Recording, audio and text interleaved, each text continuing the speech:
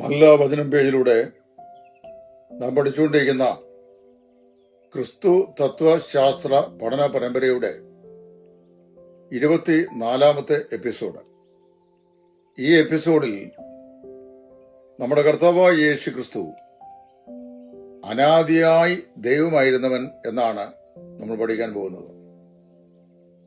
90-ാം സങ്കീർത്തനം ദൈവത്തിന്റെ ദാസനായ മോശയുടെ ഒരു പ്രാർത്ഥനയാണ്.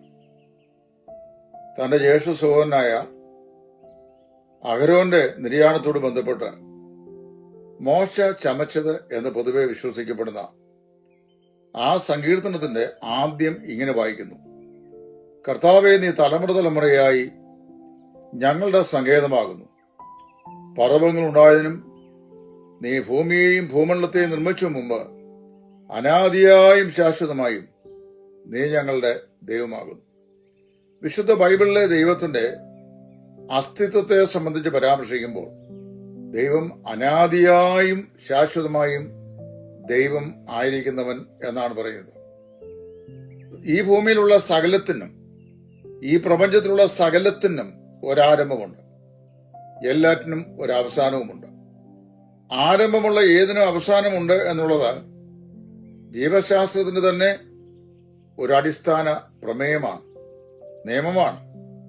എന്നാൽ ദൈവത്തെ സംബന്ധിച്ച് പറയുമ്പോൾ തന്റെ അസ്തിത്വത്തിന് ഒരു കാരണമോ വിശദാംശമോ ഇല്ല. അവിടുന്ന് സദാ ജീവിക്കുന്നവനാണ്. God is from everlasting. ദൈവം നിത്യത മുതലേ അസ്തിത്വമുള്ളവനാണ്. മീക്ക പ്രവാചകന്റെ പുസ്തകം 5-ാം അധ്യായത്തിന്റെ 2-ാം വാക്യത്തിൽ മീക്ക പ്രവാചകൻ പറയുമ്പോൾ കർത്താവായ യേശു മനുഷ്യനായി ഭൂമിയിൽ ജനിക്കും. ജനിക്കാൻ പോകുന്ന ക്രിസ്തു എങ്ങനെയുള്ളവനായിരിക്കും എന്ന മീക്ക പ്രവാചകൻ പറയുകയാണ്. അദ്ദേഹം പറയുമ്പോൾ ഇങ്ങനെ പറയുന്നു: നീയോ ബേത്ലഹേം എഫ്രാത്തേ, നീ യഹൂദ പട്ടണങ്ങളിൽ ഏറ്റവും ചെറുതെങ്കിലും നിന്നെ മേയ്ക്കുവാനുള്ള തലവൻ നിന്നിൽ നിന്ന് ഉത്ഭവിച്ച് വരും. അതായത് ഈ ബേത്ലഹേം എന്ന് പറയുന്ന പട്ടണത്തെ ഭരിക്കാൻ യോഗ്യനായിരിക്കുന്ന രാജാവ്, where does he come from, അവൻ എവിടുന്നാണ് വരുന്നത്? അവന് ഈ ബേത്ലഹേമിൽ നിന്ന്, അതായത് തന്നെ ബേത്ലഹേമിലെ എഫ്രാത്തയിൽ തന്നെ എഴുന്നേറ്റ് വരും. ഈ എഴുന്നേറ്റ് വരുന്ന ശിശു ആരാണെന്ന് പറയുകയാണ്. അവന്റെ ഉത്ഭവം പണ്ടേ ഉള്ളതും പുരാതനമായതും തന്നെ. അവന്റെ ഉത്ഭവം പണ്ടേ ഉള്ളതും പുരാതനമായതും തന്നെ. അവിടെ മലയാളത്തില് ഉത്ഭവം എന്നെഴുതിക്കുന്നതിന് English Bible and his going forth is from of the old എന്നായിരിക്കുന്നത്. His going forth is from of the old. അവന്റെ പുറപ്പാട് പണ്ടേ ഉള്ളതും നിത്യതയിൽ പിതാവായ ദൈവത്തിൽ നിന്ന് നിത്യനായ ദൈവത്തിൽ നിന്ന് നിത്യനായി പുറപ്പെട്ടു വിടുന്നവനാണ് നിത്യനായ ദൈവത്തിന്റെ നിത്യപുത്രനായ യേശു ക്രിസ്തു.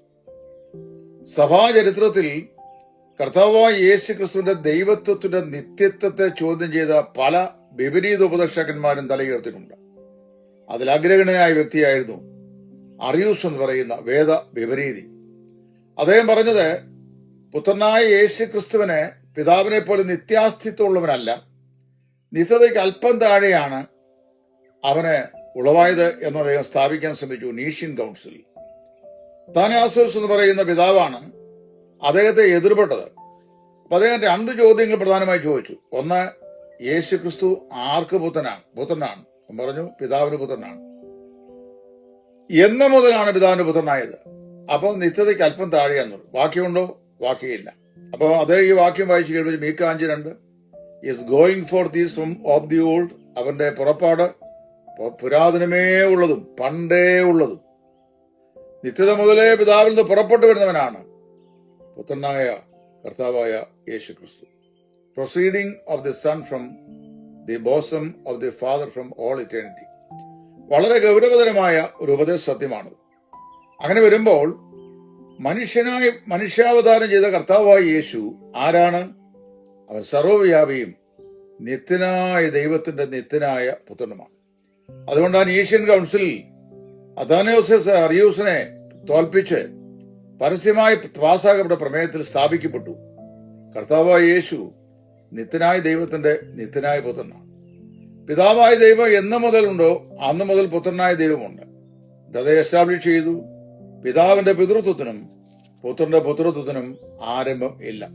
അവിടുന്ന് അനാദിയായി ശാശ്വതമായി ദൈവമായിരിക്കുന്നവനാണ് കർത്താവായ യേശു.